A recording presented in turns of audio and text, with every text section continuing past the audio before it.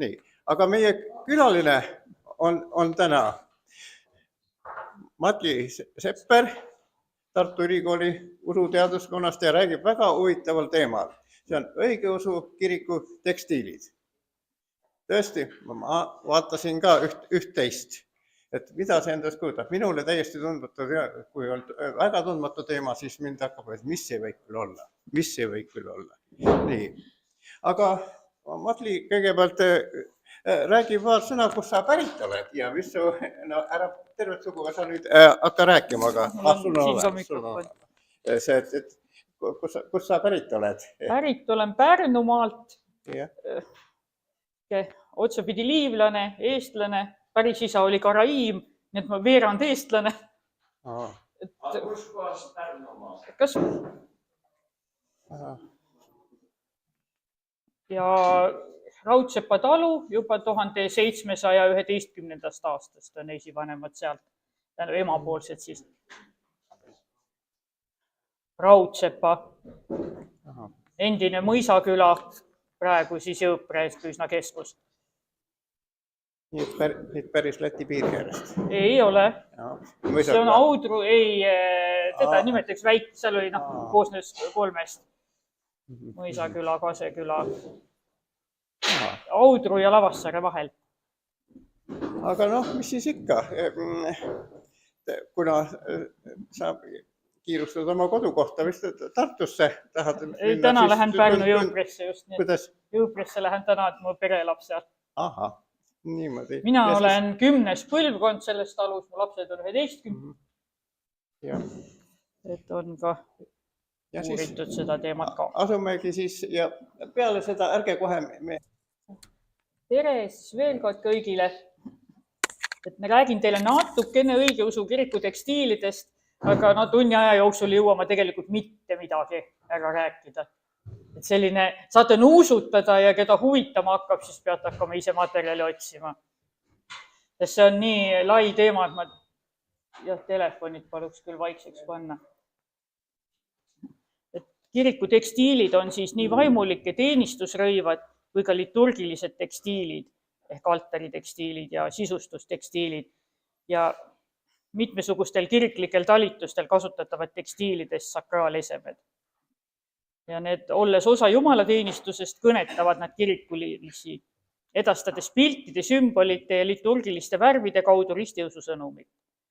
Jumalateenistusest suudavad sügavamalt osa võtta inimesed, kes tunnevad hästi oma usku, kiriku õpetust ja liturgilist sümboolikat. Ja õigeusus on just eriti tähtis see liturgiline sümboolika, ikoonid, et kui luterlased tõlgendavad piiblit, siis õigeusulised on oluline, et tõlgendatakse liturgiat.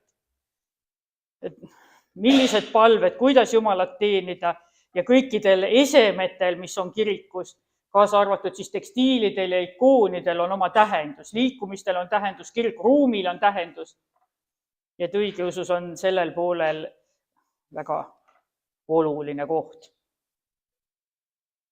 Kuigi piiblit loetakse meil ka, aga see on üks osa õigeusust. Et luterlastel on see nagu esmatähtis või ainutähtis, siis õigeusulistel see on üks osa.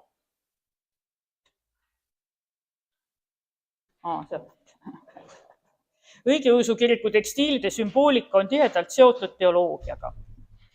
Ja see seletab lahti minu kui kirikuloolase ja tekstiili uurija jaoks põhjalikult lumaliku liturgia ja seal toimiva armulaua osaduse, sest just liturgial kasutatakse kõige rohkem tekstiile. Ja need näitavad läbi liturgiliste värvide, milline püha parasjagu on, et igal meil on kasutuses 7 liturgilist värvi õigeusu kirikus, laiendatult võib ka kuskil 12–14 või kas või iga päeva jaoks eraldi. Need erinevad, näiteks Luteri kiriku värvidest. Meil on igapäeva värviks on kuldne või kollane, siis on valge, seda kasutatakse Jeesusega seotud pühadel ka,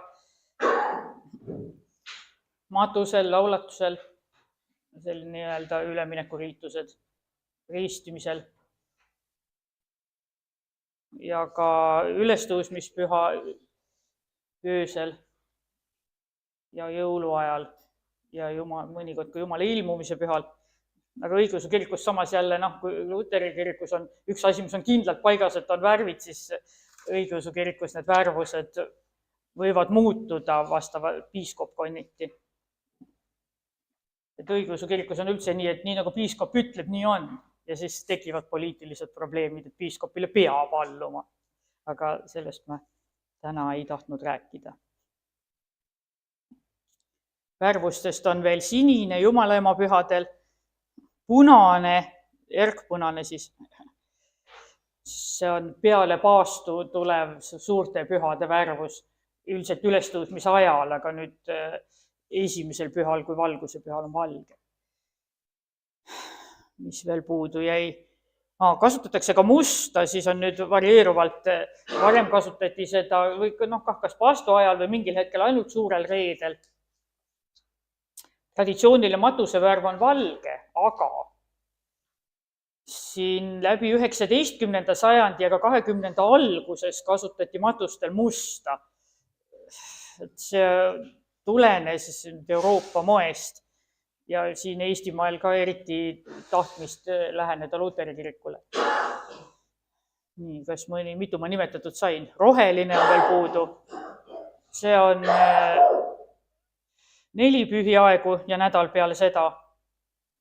Mõnikord ka palmipuude pühal ja mõne traditsiooni järgi ja meil ka kasutatakse suure paastu ajal argipäeviti. Nii mitu värvi sai, mõni mis puudu jäi. Violett on puudu. See on paastu aja värv. Sel aastal on meil suured pühad tulemas, et ladinlastega ja Lääne kirikuga langevad kokku jälle. Et nüüd vist sai 7. Nii. Et kiriku tekstiilid siis näitavad läbi liturgiliste värvide, milline püha parasjagu on. Viivad meid sügavamale arusaamisele õigeusulise kristlase elust läbi kiriku aasta ja näitavad meile Kristuse maapealse elu kaudu, et usuelu kulmineerub armulaua osaduses. See on lepingu uuendamine Jumalaga, kuhu kuuluvad taevased väed, pühakud, kõik elavad ja lahkunud kiriku liikmed ja õigeusu kirikus on nad ka alati kõik kohal. Et kui on mõni, tundub selline väiksem maakirik, kus ei ole väga ammu jumalateenistusi peetud ja paar elavat inimest on kirikus. Ja kui seal jumalateenistusel olla ja pidada, siis sa tunnetad, et need varasemad koguduse liikmed, kes seal kunagi elanud on ka kohal. Ja nad on seal. Õigeusu kiriku tekstiilid on alguse saanud Bütsantsi rõivastusest, mis omakorda on arenenud Rooma, Juudi ja idamaade riietusest. Ja läbi 1700 aasta on kiriku tekstiilid arenenud sellisteks, nagu me nüüd tänapäeval tunneme. Haarates erinevatest aegadest kaasa hulga sümboleid. Ja tähendusi on antud nii esemetele, kui ta nende osadele, kaunistustele. Ja nende sümbolid on kõik teoloogiaga seotud. Et siis teoloogia on nagu kiriklik filosoofia. Sümbolite tundmine aitab mõista seda, miks kirikutes säilinud vanad ja ka tänapäevased tekstiilid on sellise kuju suuruse, lõigete, valmistamise tehnoloogia, värvuse ja mustritega, nagu me neid näeme. Ja kiriklikult aitavad nii vaimulike teenistusrõivad, kui ta sisustustekstiilid edasi anda evangeeliumi sõnumit. Nad aitavad mõista ja tunnetada mitte ainult euharistiat, euharistia on armulaud, vaid kõike kirikus toimuvat ja selle pühadust. Õigeusu kiriku liturgilise riietuse väljakujunemisel Bütsantsi keisririigi ajal, siis 8. sajandi alguses oli enam-vähem paigas juba selle sümboolika. Edasi püüdis kiriku tekstiilidele tähendusi anda Konstantinoopoli Hermann. Ja tema oli huvitav sellepärast, Hermanniks nimetatakse teda Eestis ja Soomes, muidu ta on Konstantinoopoli patriarh Germanos esimene. Valitses siis aastatel 715 kuni 730, oli väga huvitav isiksus. Et ta isa oli kaasa aidanud sel ajal valitseva keisri, ma nüüd ei ütle peast, kes see oli, atentaadile. ja isa oli ka hukatud selle eest. Aga poeg siis, ta väidetavalt küll kastreeriti ja sai teha karjääri ainult kirikus, tema kirikuks oli Hagia Sophia Konstantinoopolis. Ja ta pühitseti patriarhiks. Sünniaasta ei ole täpselt teada, oli vist 630 kuni 40, tõenäoliselt 640, sest 103-aastaseks ta vaevalt elas. Kas 733 vist suri. Ja oli patriarh siis 715 kuni 730 ja sattus olema patriarh ikonoklasmi ajal, olles ise ikonotuul. Ikonoklastid on need, kes olid ikoonide vastased ja ikonotuulid olid ikoonide pooldajad. Ja tema siis pooldajana mõtles välja, mitte ta üksi ei mõelnud välja, eks ta võttis ka varasemast, et neid on ka varasemad kirikuisad kirja pannud kiriku tekstiilidele tähendusi ja seletusi, miks ikoonid olulised on. Ja sellest ajast, et meil siin on arvutid ees kõigil, arvutil on ekraan ja see on nagu, sa vaatad seda läbi ekraani või mingisse nii-öelda teise maailma või mingit infot saad. Siis ikoon on samamoodi kui ekraan. Vaatad, see on aken, kas teispoolsusesse või Jumala kuningriiki. Sa vaatad ikooni, need on sulle abivahend, tööriist nii-öelda palvetamiseks ja Jumalaga kohtumiseks, Jumalaga rääkimiseks. Et ta ei ole iseenesest, või teda on ka läbi aegade üritatud pidada iseenesest pühaks esemeks, aga et püha on ikkagi Jumal seal taga. Ikoon on abivahend Jumalaga suhtlemisel. Aga samas ka ikooni ennast ka vahel austatakse ja nimed tegevad ikoonid ja nii on. Ja hiljem siis 15. sajandil täiendas sümboolikat Thessaloonika ülempiiskop Simeon. Tema on mul siin, tema sünniaastad on küll või? Ta oli ülempiiskop 1416 kuni 1429. Astudes õigeusu kirikusse, satub ta otse kui Bütsantsi aega. Ja Konstantinoopoli langemise järel võeti kunagi nõukonnas ära kiriklikku rõivastusse. Sealt on see kandunud õigeusu maadesse, sealhulgas Venemaale ja läbi Venemaa ka meile.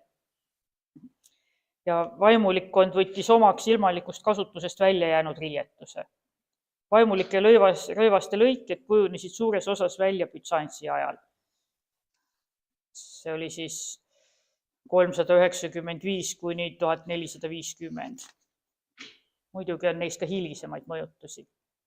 Samas mõnede tekstiilide, sealhulgas piiskopi vaiba kasutamine sai alguse Bütsantsi keisri kingitusest Konstantinoopoli patriarhile. Ja see käis nii, et keiser kinkis patriarhile oma rüüosi koos nende kandmisõigusega. See tähendab, et järgmine patriarh võis teha või ka tema samasuguse rüüdetaili ja seda kanda. See oli saadud nagu autasuna või kingituseks või privileegiks millegi eest ja siis ta võis edaspidi samasugust riietuseset kanda. Ja see on ka tänapäeval mõned preestri rüüosad on niimoodi autasuks kingitavad. Ja edaspidi kingiti, see tuli nagu allapoole siis. Kingiti teistele patriarhidele, tänapäevaks on õigeusus 16 patriarhi. Metropoliitidele ja piiskopidele ja sealt järjest allapoole preestritele, diakonitele. Tänapäeval ka lugejad kirikuteenrid kannavad stihaari näiteks. Vaimulike teenistusrõivad on oma tänapäevase kuju saanud läbi pika ajaloo, mille jooksul on neile antud palju sümboolseid tähendusi. Need sümboliseerivad vaimulike pühendumist Jumala teenimisele. Teenistuse ajaks enda väljalülitamist maisest. Teenistusrõivaste tähendustes on kokku võetud kristliku õpetuse põhimõtted ja pühakirja sõnum. ja teenistusrõivad pärinevad osaliselt Vana-testamendi aegsetest preestrite teenistusrüüdest. Ja tee oma vennale Aaronile pühad riided, auks ning iluks, Moosese raamatust. Siin pildil on siis Vana-testamendi preestrid. Preester, keskel on ülempreester, paremal levi. Liturgiliste rõivaste kandmine tähendab seda, et nende kandja toimetab Jumala teenistusi vaimuliku pühitsusel saadud jumaliku armuväega. Enne liturgiat loevad vaimulikud rõivaesemete selga panemisel riietumispalved ja nendeks on psalmid. Siin pildil on siis vasakul on diakon stihaari ja oraariga, keskel on kreeka stiilis preestrirüüs preester ja paremal on piiskop, aga ta ei kanna teenistusrüüd, et see, mida ta kannab, on mant ja seda kantakse siis, kui piiskop täielikult kaasa ei teeni või õhtuteenistusel. See siin on tõenäoliselt õhtuteenistuse lõpp. Et tal on all epitraheel ja kaelas väike omofor. Et ta nagu osaliselt teenistuselt osa võtnud ja see on kindlasti ilma armulauata teenistus, et muidu ta peaks olema täis teenistusrüüs.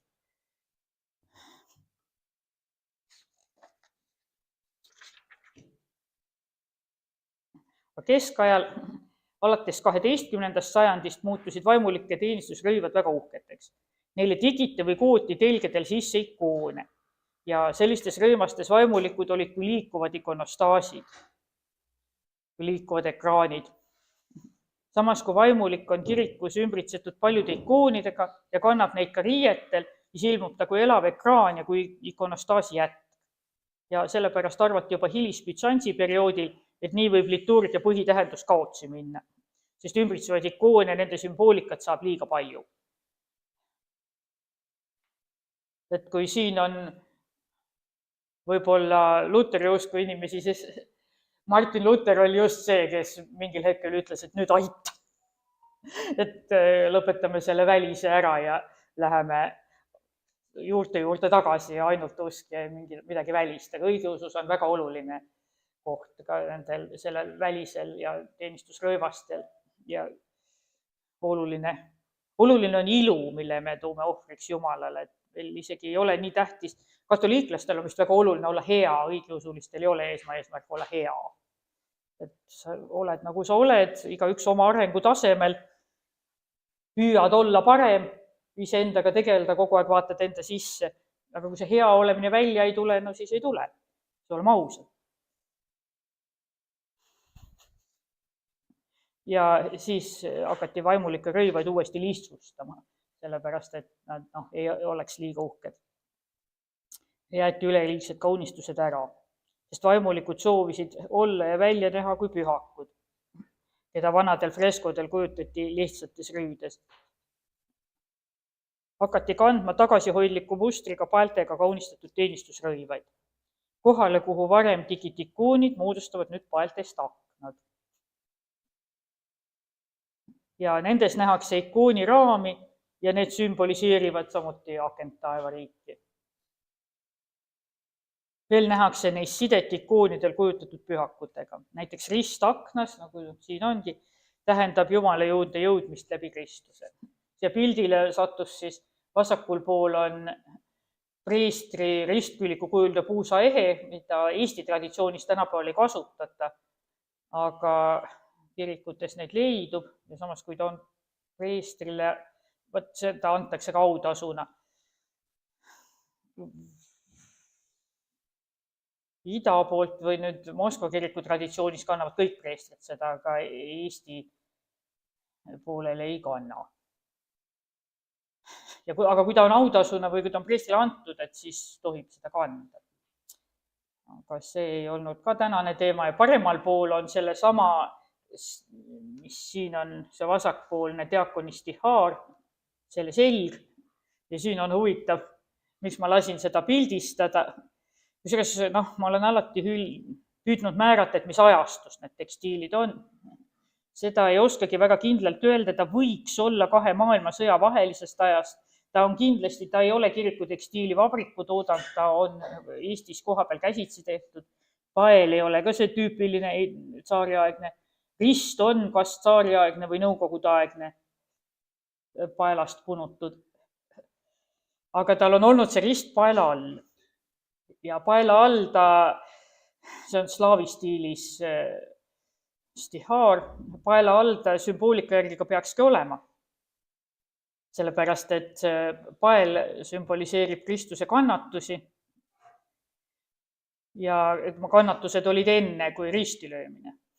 Aga nüüd uuemal ajal tõenäoliselt kas 2000 alguses või millalgi juba on see rist üles kolinud ja sellel on selgelt poliitilised põhjused. Et eristuda nendest, kes kannavad seda siin all.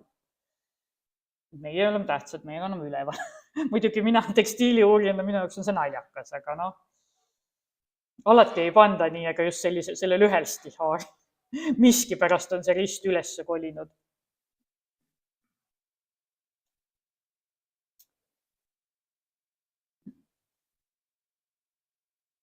Nii. Aknad.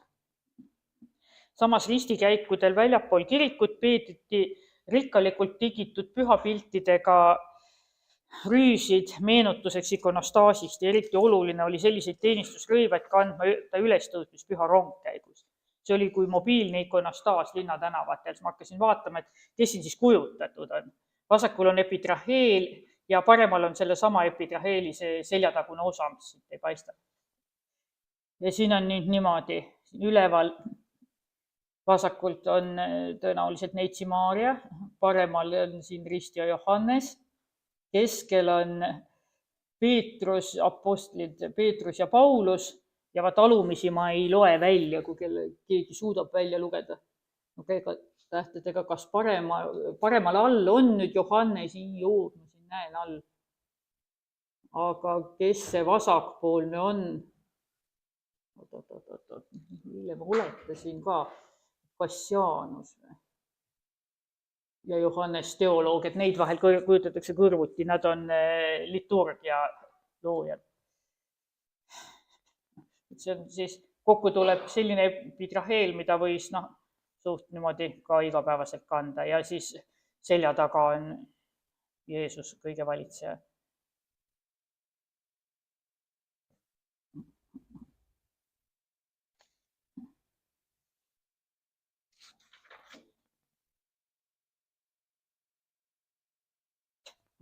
Peale vaimulike teenistusrõivaste kasutatakse kirikus mitmesuguseid tekstiilist esemeid, millel kõigil on oma sümboolika ja koht Jumala teenistuses.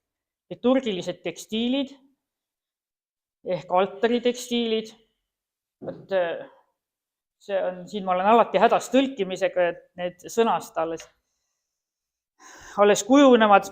Kas te teate sellist asja, et on olemas meil nüüd kristluse sõnastik selles EKI, mis ta on siis Eesti Keele Instituudi leheküljel kättesaadav ja seal on päris palju kristluse sõnu lahti seletatud, et kellel on vaja nendega tegeleda, siis läheb selle Eesti Keele Instituudi kodulehele ja seal on need lahti seletatud sõnad. Ja muudes või inglise keeles on alati, jagatakse liturgilised tekstiilid ja eklesiastilised ehk need asjad, mis seljas käivad. Aga eesti keeles on kuidagi, otsisin neid sõnu. Ja siis jäi üle, et on veel mõned sellised tekstiilid, mis õigupoolest ei kuulu kumbagi rühma, et kuhu siis need paigutada. Sest liturgilised tekstiilid on konkreetselt need, mis on seotud altari ja armulaua pühitsusega. Ongi liturgilised ehk altari tekstiilid ja need on arenenud Kristuse surilinadest. Nendeks on altari katted, siin pildil keskel, Tallinna Simeoni ja Hanna kiriku altar. Kõige all on alumine valge kate, mis ei ole näha, mis ühes kontekstis sümboliseerib seda Kristuse särki, mis tal oli seljas, kui ta ristilöömisele viidi. Siis selle peal see kaunistatud, siin on juba näha, on see aluskate. Aluskatte peal on altari lina veel altarilina peale pannakse iliton ja selle peale lahti rullitud antimiis. Ja nendest on arenenud veel karikakatted. Siin piltidel on jälle mingisugused tabelid tahavad lahti tulla. Siin piltidel on karikakatted, vasakul pool slaavi stiilis, tsaariaegsed ja nad on huvitavad selle poolest, et ka juba tsaariaja lõpus tehti masintikandit, et nad on tsaariaegsed ja masintikandis.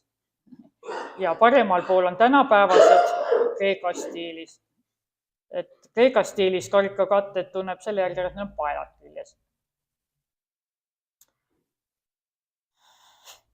Nüüd teie jaoks huvitav. Otsite oma esivanemaid õigeusu kirikus tsaariajal oli kombeks, et tänapäeval, ma ei tea, kas siin on õigeusulisi, kui läheme kirikusse ja soovime laste eespalvet teha, siis kirjutame paberi peale elavate eest või tervise eest, surnute eest. Aga tol ajal tehti nii, et lasti teha ühed karikakatted ja siis nende taha küljele kirjutati eestpalve nimekiri. Siin on parasjagu surnute eest. Tegelikult öeldakse, saupakoi, uinunute eest, sest meil surnuteks nimetatakse need surnud hinged, kes on nüüd tõesti nii patused, et lähevad põrgusse. Ja sealt on ka pääsetee veel. Et kui nende eest palvetada.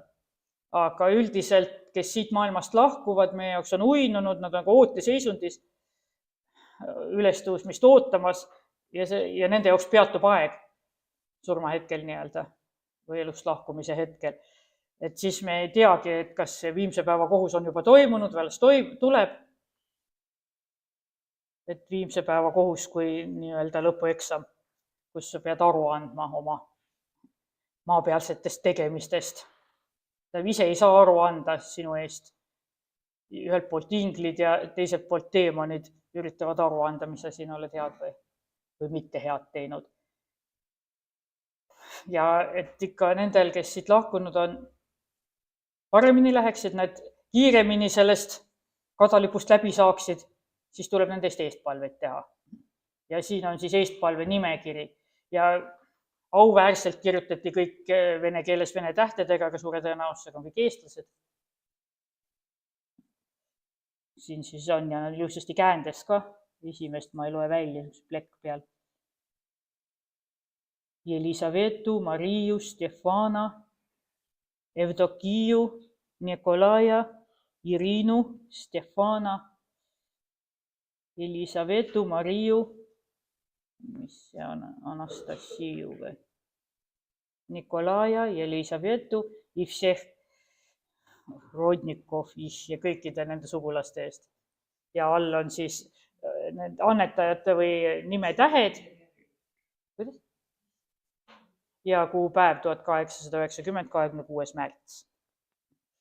Ja teise karikakatte peal, karikakatteid on 2 ja 3 tegelikult. Üks käib karika peal, teine käib diskose peal ja see kolmand, see nimetatakse laotus, see laotatakse üle mõlema. Ja ühe peal taha kirjutati surnute eest nimekiri, teise taha elavate eest ja mõnikord on ka laotustele midagi kirjutatud.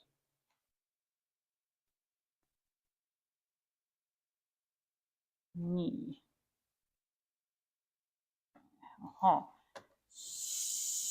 Siin on Kristuse suri kuju. Eestis on neid tänapäevaks suhteliselt säilinud 2 variandis, et siin on, see on nüüd tõenäoliselt peale 1905, tõenäoliselt tsaariaegne, võimalik, et Pühtitsa kloostris tehtud. Ja kuna nad tegid täpselt samasuguseid ka veel nõukogude ajal, siis nii väga täpselt ei ole võimalik määratleda, aga see tõenäoliselt ikkagi on tsaariaegne. See on nüüd käsitsi tehtud kuldtikandis. Ja Jeesus lahti võetud surilinal, surnud Kristus, siis ja teda ümbritsevad pühakud on Joosep ja Nikodeemus, kes teda hauda kandsid, ema Neitsi Maaria, lähedane jünger Johannes, evangelist Johannes, siis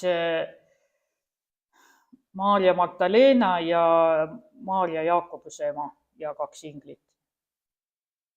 Ja siia on kirjutatud, eesti keeli on see siis kõige ausam Joosep võttis sinu kõige puhtama ihu puu pealt maha, mähkis puhaste linaste riiete sisse ja pani uude hauda, uude kivisse raiutud hauda. Nii. Ja teine variant, mida on ka palju, rohkemgi, see on ainult Jeesus lahti võetud suri rinal. Siin on satud uhkem, muidu veel maalitud, on odavamaid variantega. Siin ei hakka põhjalikult oma uurimistööd tutvustama, ma teen doktoritööd neist. See on moareest drapeeritud ümbrus või see suri lina siin ja siis Jeesus on maalitud pleekile konkreetselt sellel eelmisel. Siin ta on maalitud kartoongile. Ju see oli siis odavam ja kiirem variant, et on reljeefne. Ja seda Kristuse surikuju kasutatakse suurel reedel. See on siis, kui teda näha saab, et kes soovib kiriku Kristuse surikuju näha, siis võtab osa suure reede õhtu teenistusest. See on aasta kõige pikem teenistus, 3,5 tundi. Mõnikord on seal veel 2 teenistust üksteise otsa, siis läheb kokku 6 tundi.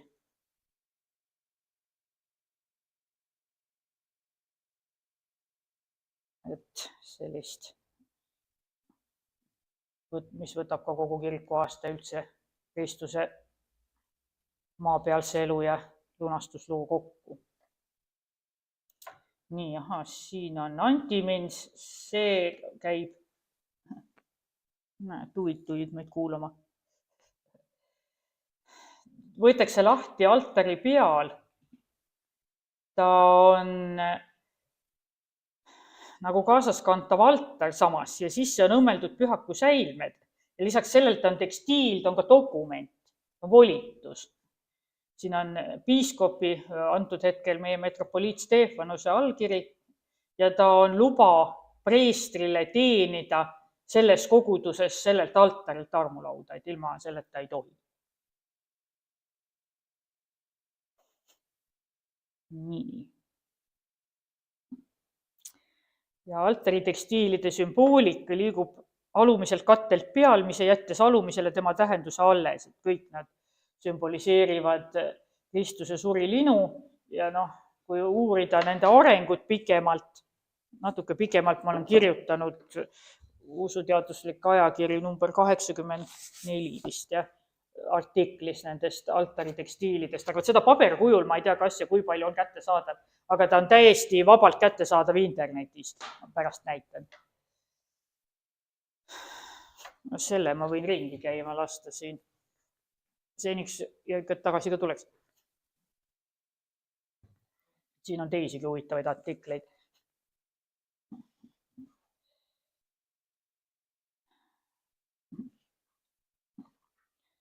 Nii, miskipärast ma olen siin hüpanud tagasi karikakatete juurde, mis on ühed olulisemad tekstiilid õigeusu kirikus,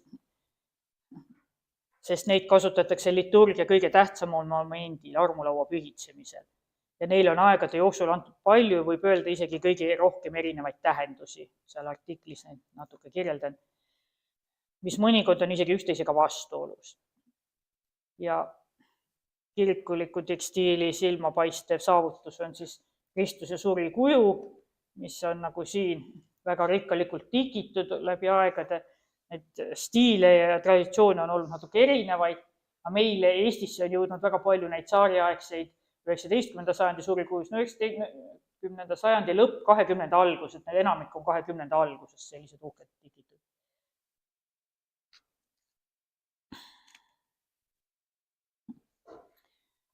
Nii.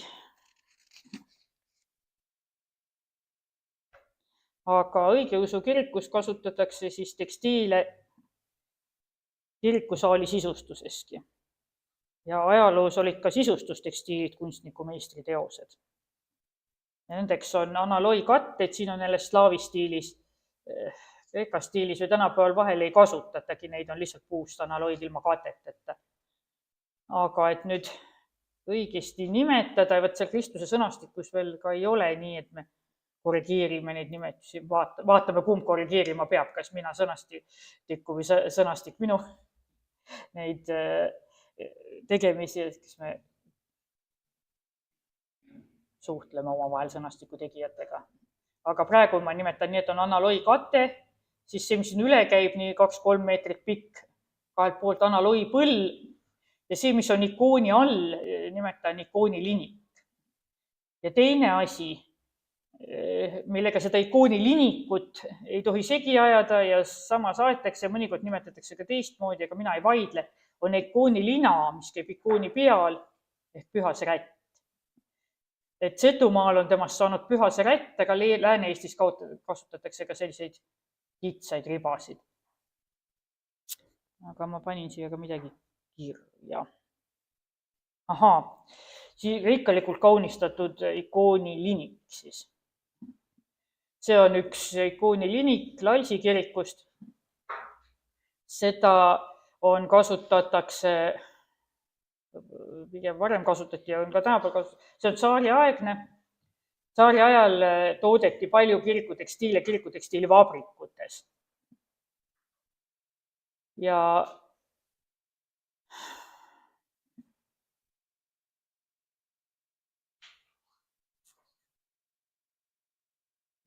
ühesõnaga Venemaal ja see oli manufaktuuritöö, et need osakesed ja asjad siin on šabloonidega tehtud, et saaks kiiresti teha ja erinevad inimesed tegid, üks lõikas, teine tikkis, nad on küll kõik käsitsi tehtud, aga samas niimoodi kiirtigand nii-öelda.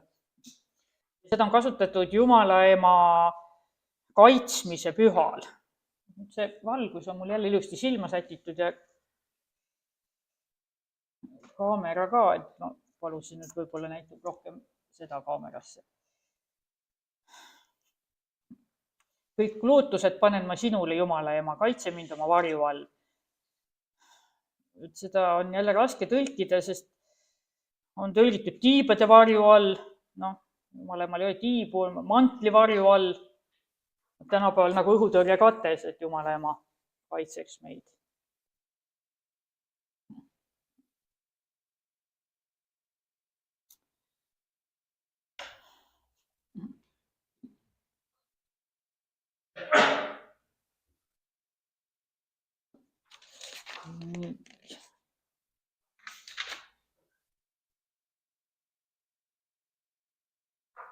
Eestis on tänapäeval tänu geograafilisele asendile ja keerukale kiriku ajaloole kasutusel korraga nii slaavi kui ka kreeka stiilis kirikutekstiili.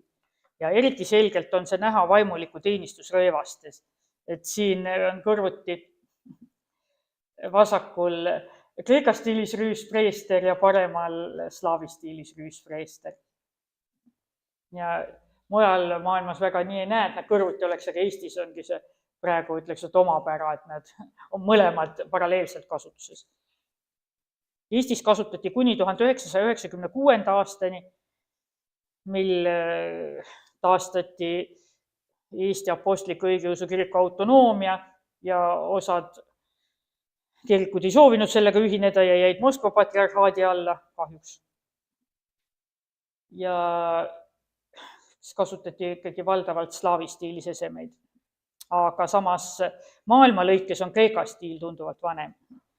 Ja 2 maailmasõja vahelisel ajal soovitati küll kasutusele võtta kreeka stiil, aga ma ei ole otseselt ühtegi kreeka stiilis eset leidnud. Et nad pigem ikkagi tegid slaavi stiilis, aga üritasid oma Eesti mustrit kasutada.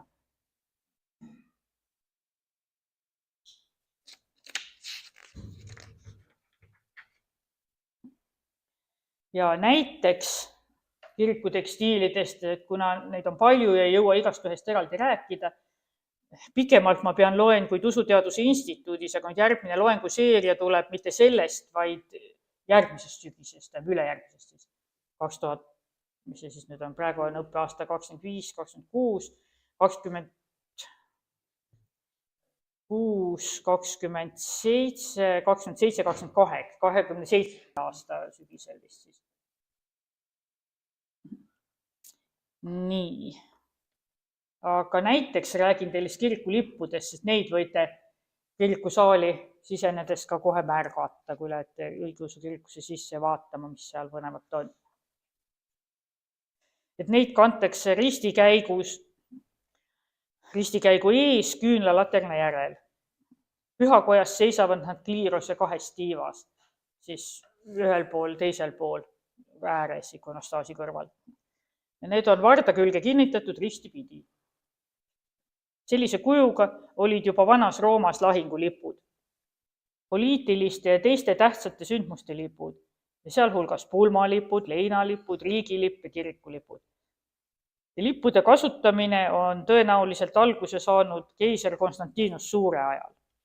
Tema valitses aastatel 306 kuni 337.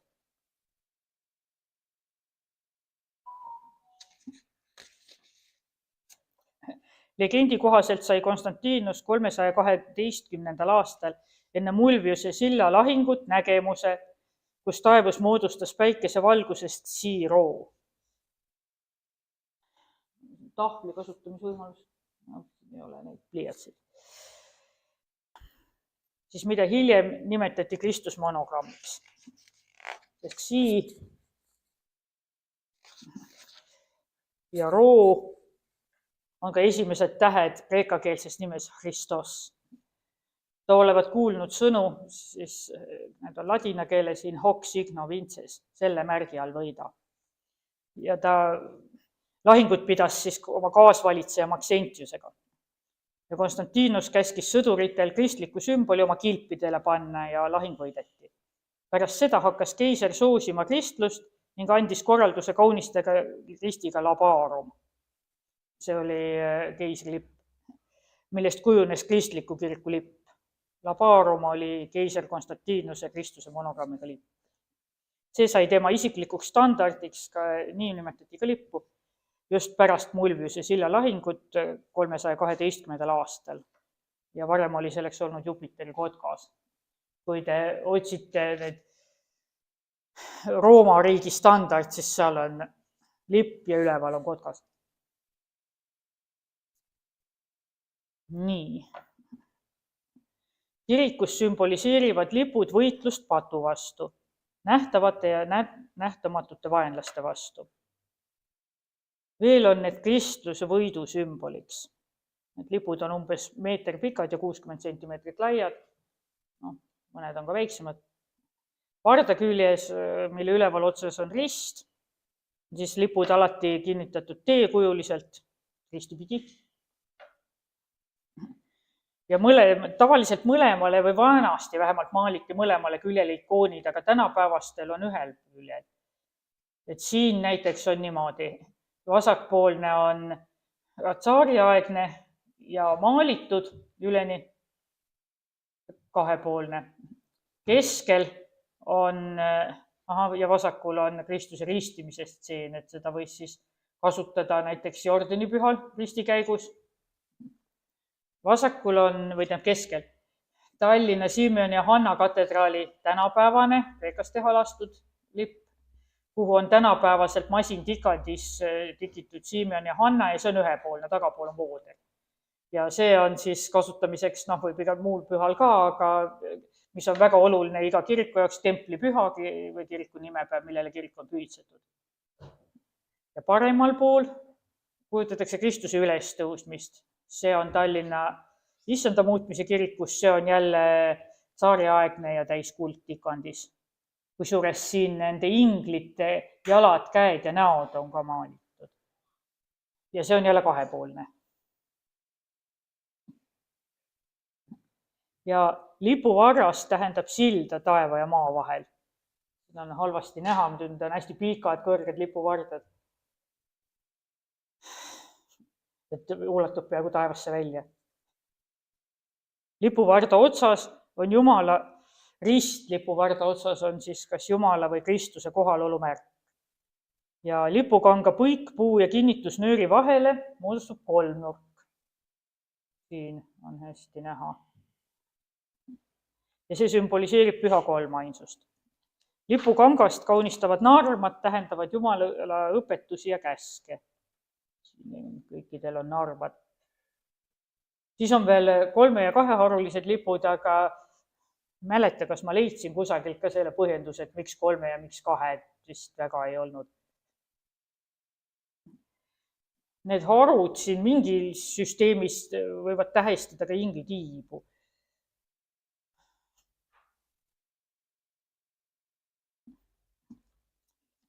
Tavaliselt kujutatakse kirikulippudel kas Kristust, Neitsi Maarjat, pühakuid või sündmusi.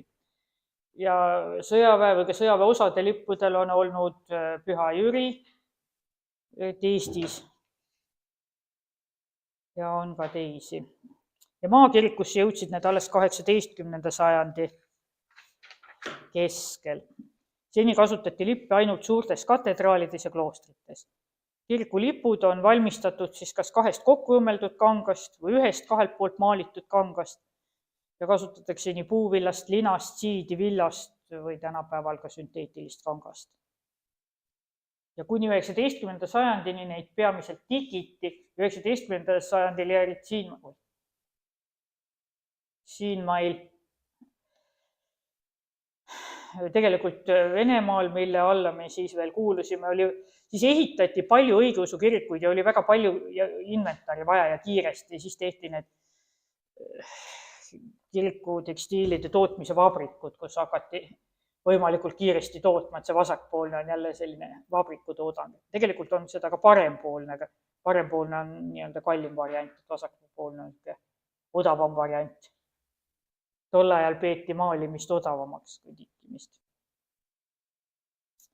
Et ilmselt sai kiiremini.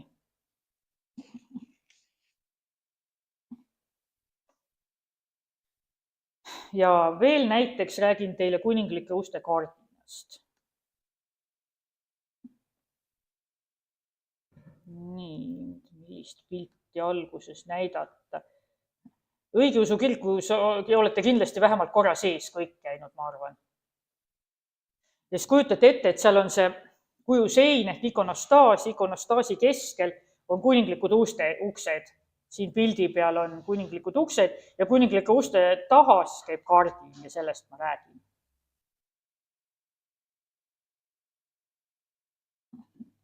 Vanal ajal oli altar täiesti avatud, kuna ikonostaasi ei olnud. Ja nüüd on hea võrdlus näiteks Luteri kirikuga, no Luteri kirik on see aed seal ümber. Aga õigeusu kirikus, et näha nii-öelda avatud altariga teenistust, kus on hästi palju, eriti kui keegi peaks liturgia ajalugu uurima, minu jaoks on seda ajaloolises mõttes huvitav. 2 korda aastas, aga võib-olla ka 3 me peame Tallinna Siimionis ja Hannas, aga võib-olla veel mujal, aga mitte väga Eestis, Jaakobuse liturgiat. Et üldiselt tavaline on meil Püha Johannes Kuldsuu liturgia.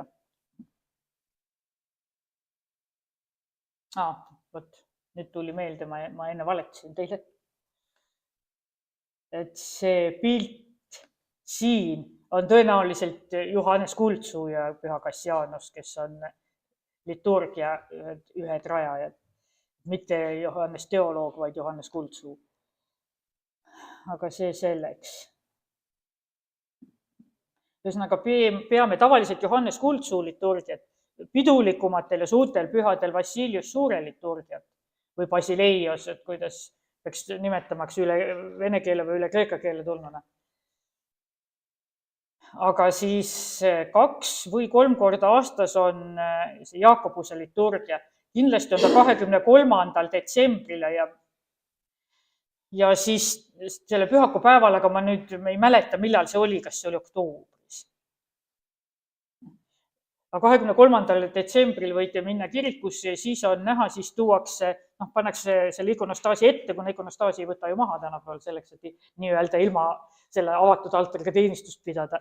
Et ikonostaasi ette pannakse laud, sinna peale läheb antimins ja see on siis nii-öelda altar ja seal ümber on teenistus ja seal on väga palju selliseid väga vanu liturgilisi elemente, mis muidu uuemates liturgiates enam ei ei ole kasutuses.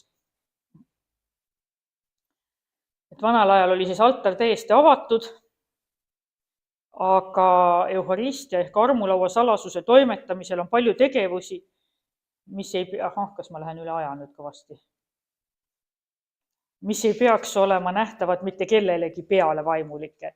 Seepärast altar suleti ja võeti kasutusele kuninglike uste kaardiin.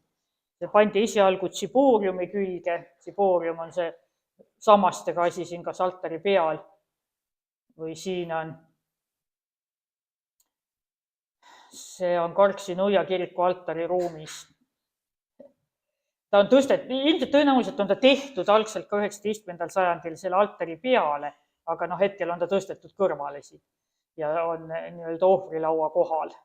Ohvrilaud ei ole jälle hea sõna eesti keeles, on miskipärast on ta käibele läinud, ettevalmistus ehk proskomiidia laud pigem, sest ohvrit me toome altarit, ohvrilaud peaks olema altar, aga miskipärast nimetatakse seda kõrvallauda või ettevalmistuslauda ohvrilauaks eesti keeles. Et siis võeti kasutusele kuninglike uste kardin, mis pandi esialgu tsibooriumi külge. Ja eesti keelde on selle tsibooriumi kohta pakutud ka sõna altari rääst, et võtke kasutusse. Baldahiini sammastel olid kinnitatud tikanditega kaunistatud eesriided ja Bütsansi ajal tehti kardinad geomeetriliste kujunditega või tikiti neile pühapildid. Kord nägi püha Salamise Epifaani, tema oli Küprose piiskop, sündinud ajavahemikus kas 310–320 ja surnud kindlalt 403. Ja ta võitles hereetikutega, aga ise ta oli ka ikonoklast ja võitles kirikus igasuguse inimese pildi kujutamise vastu. Ja ta nägi, kuidas palvetajad Jeesuse pildiga kardinast möödudes tõuklevad vastu tema nägu. Ta võttis kardinad maha ja arvatakse, et pärast kuninglike uste kardinaid on parem valmistada geomeetrilise mustriga. Ja keskajal kujutati eesriietel risti, mis asus kahe samba vahel. See sümboliseerib jumalikku valgust, ülestõusnud Kristust, mis jõuab meieni läbi avatud uste ja kardinate. Ja samas tähendab see ka Kristuse teist tulemist.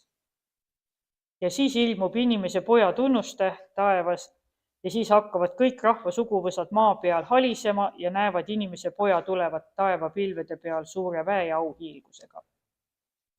Ja see sümboliseerib veel ka taevast Jeruusalemma.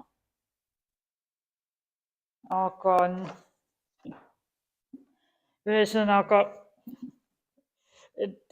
see roheline tõenäoliselt oli tal mantia, mitte sakkos ehk teenistusrüü, vaid jälle see nii-öelda õhtuteenistuse või mitte täielikult kaasateenimise rüü ja Moskva patriarhi juba ma ei tea mitu sada aastat, eriti ikonograafias ja võib-olla ka päriselt kujutatakse selles rohelises mantias. Et iseenesest slaavi stiilis muidu kantakse, piiskopi mantia on selline violettne või tumesinine.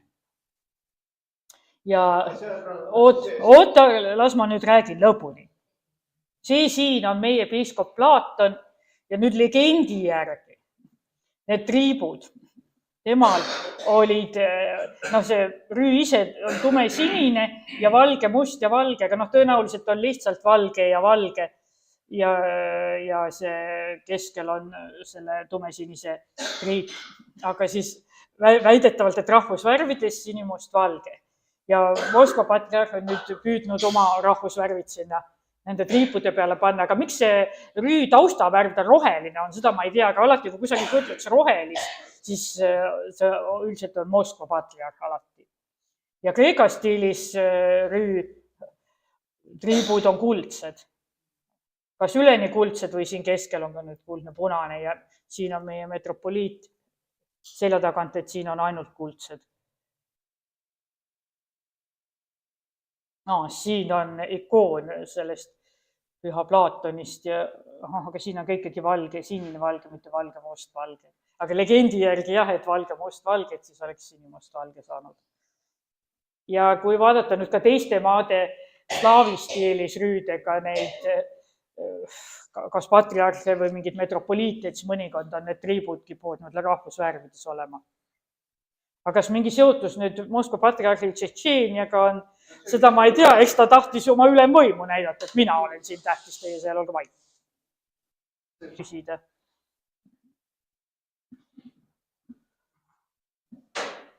Küsin seda, kus kohas see vahepeale pilt oli tehtud. Kas see oli Vene? Milline pilt? Kolm kiriku. Need on täiesti, need on erinevad. Vasakupoolne on Pärnu kiriku altaris, keskel on Kuressaare ja paremal on Pärnu ja Saare piiskop Aleksander, aga ma jään vastuse võlgu, kus see pilt tehtud on. See võib olla Valga, aga ma ei tea praegu, oot. Pärnu ta ei ole. Ma ei tea. Jah. Keskel on see preester Kristoforus ja vasakul on diakon Daniel Pärnust. Tegelikult on kõik Pärnust.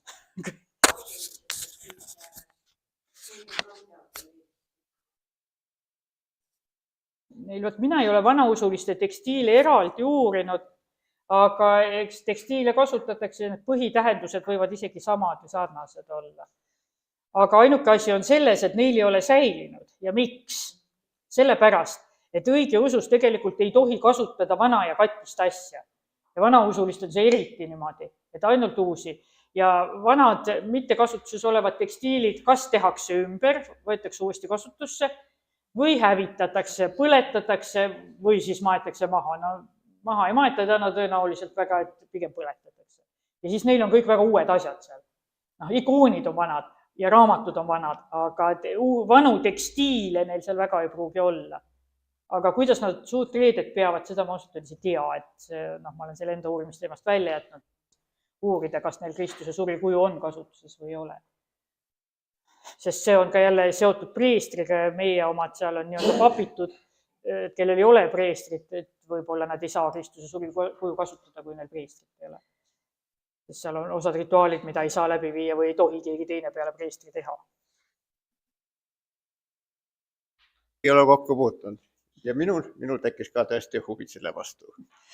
Ja nüüd huvi tekitamiseks ma lubasin näidata, et kust seda usuteaduslikku ajakirja kätte saab, selle enda ajakirja ma soovitasin muidugi. Nii et jõuab ringi lõpuni. Nii, et kui te otsite nüüd seda usuteaduslikku ajakirja, siis üks variant on sisse lüüa niimoodi.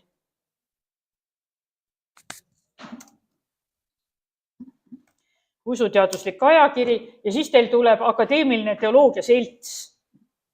Ja siin on ka see ajakiri. Et ma vajutan näiteks siin ajakiri siin peal, akadeemiline teoloogia selts ja siit see usuteaduslik ajakiri. Nii, ja siin on numbrid. No siin on igasuguseid huvitavaid artikleid, kõik on väga huvitavad, soovitan lugeda. Kõik on tasuta. Aga minu artikkel on number 84, meil on siit arhiiv. Number 84, läks lahti. Erin siit edasi. Ja Madli Sepper, Eesti õigeusu kiriku tekstiilide päritolu ja kohalikud mõjud. Ja siin on värvipildid. Seal paberil on mustvalged. Et siin on üks artikkel, mis ilmunud on minu asjadest. Ja siis kunagi varasemal ajal on veel üks artikkel ilmunud. See on Studia Vernacula, oli vist number 9. Ma vaatan, kas ta tuleb välja. See on selles Rahvusraamatukogu digiarhiivis, mis nimetatakse nüüd siis praegu.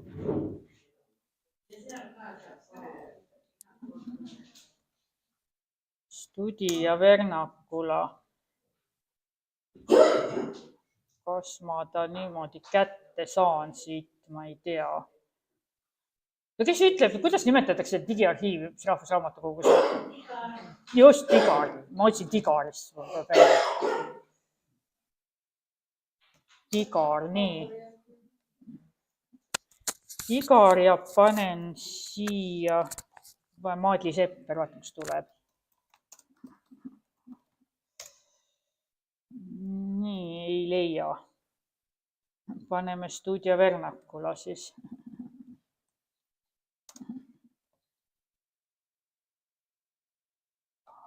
Nii, 2 vastet.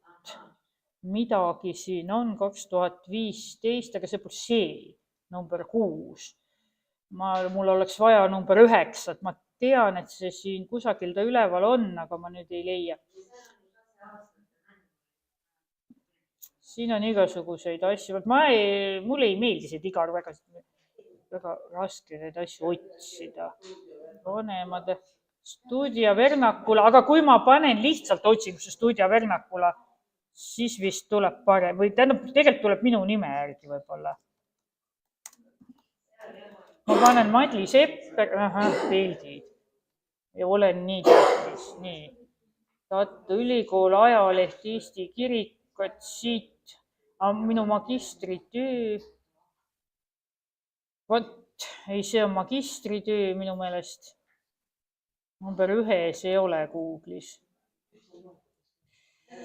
Ma olen ta siit kusagilt leidnud niimoodi ka, aga ei ole, ei leia hetkel, ei taha tulla. See on seesama artikkel. Ahah, siin on see Paelu ühe preestrirüü taastamise lugu. Võib-olla see sisse lüüa, siin on mingi, ma ei tea, abstrakt tuli. Ahah, ja PDF siit ikkagi saab. Ei saa, ma ei tea, mis asi see on siin. Ühesõnaga see Paelu ühe preestrirüü taastamise